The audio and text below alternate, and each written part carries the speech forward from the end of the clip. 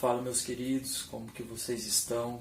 Tiago novamente com vocês, e hoje estaremos concluindo esta série sobre a vida de Salomão, em que nós vemos aqui um homem com muito grande sabedoria, em que era muito próspero, em que tinha muitas coisas na sua mão, mas muitas das vezes, mesmo tendo sabedoria, Salomão teve muitas debilitações, muitas fraquezas, muitas falhas. E isso nos deixa um grande exemplo, em que mesmo sendo falhos, mesmo tendo fraquezas, debilitações, podemos buscar a sabedoria, podemos ter uma vida próspera, podemos ser abençoados. Mas para isso devemos pagar o preço, devemos seguir alguns conselhos, algumas instruções que Salomão nos deixa. E a primeira instrução que Salomão nos deixa para nós concluirmos, nós vemos em que Salomão, em todo tempo, ele fala que devemos buscar a sabedoria, devemos buscar o conhecimento, porque conhecimento se conquista. Então nós devemos sair da nossa zona de conforto e correr atrás de sabedoria, porque queremos ter uma vida próspera, mas para que venhamos ter uma vida próspera, tenhamos que saber administrar, tenhamos que ter o conhecimento. Então que venhamos seguir alguns conselhos na vida deste homem que ele nos deixou.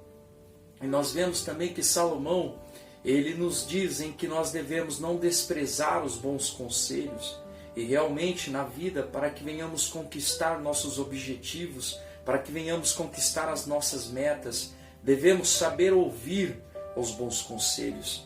Porque muitas das vezes queremos ser dono da verdade, queremos falar, queremos ter sempre a razão, mas muitas das vezes nos falta saber ouvir as pessoas, em que venhamos saber ouvir mais as pessoas e que venhamos colocar em prática aquilo que aprendemos.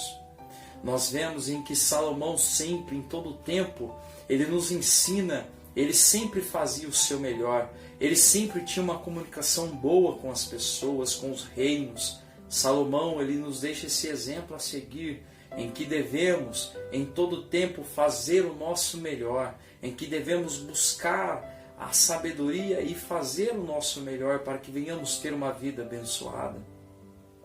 E nós vemos na vida desse homem, em que mesmo tendo conhecimento, mesmo tendo sabedoria, mesmo sendo próspero, Salomão nos ensina em que devemos buscar a cada dia mais a ter sabedoria para que venhamos ter uma vida abençoada. Porque queremos ter uma vida próspera, queremos ser abençoados, mas nós temos que aprender, meu querido, a administrar aquilo que Deus tem colocado em nossa mão. E para nós concluirmos esse vídeo de hoje, também nós vemos algo através da vida desse homem, em que nós devemos adquirir o conhecimento, ser próspero, mas buscar em primeiro lugar o reino dos céus e a sua justiça. Porque nós vemos em que há algum tempo na vida de Salomão, lá no livro de Eclesiastes, ele começa a falar para o jovem, o moço, lembrar do seu Criador no dia da sua mocidade. Salomão, no livro de Eclesiastes, começa a indagar, a falar em que ele foi muito falho, em que ele teve algumas debilitações, e ele nos deixa conselhos. Então que venhamos acatar esses conselhos e que venhamos buscar em primeiro lugar o reino dos céus e a sua justiça, e as demais coisas vai ser acrescentada na nossa vida, como diz no Evangelho de Mateus capítulo 6, versículo 33. Porque nós sabemos em que a partir do momento em que Deus estiver em primeiro lugar na nossa vida, nós teremos uma vida abençoada, nós teremos uma vida próspera, conquistaremos aquilo que almejamos. Mas em primeiro lugar, Deus tem que estar acima de tudo em nossa vida. E a partir do momento que nós colocarmos Deus, a partir do momento que Deus estiver em primeiro lugar na nossa vida, nós veremos o que será, o que acontecerá, tudo será diferente.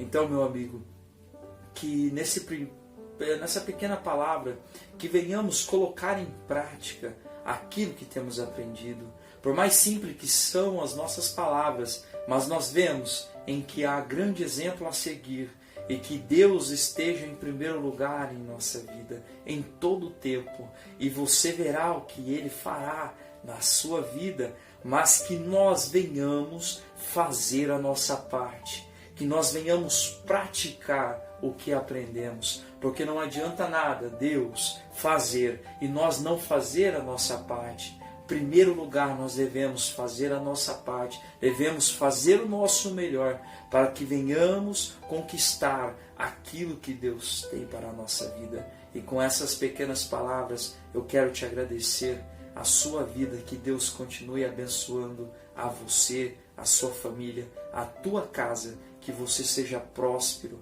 cada dia mais. Deus te abençoe nesta caminhada.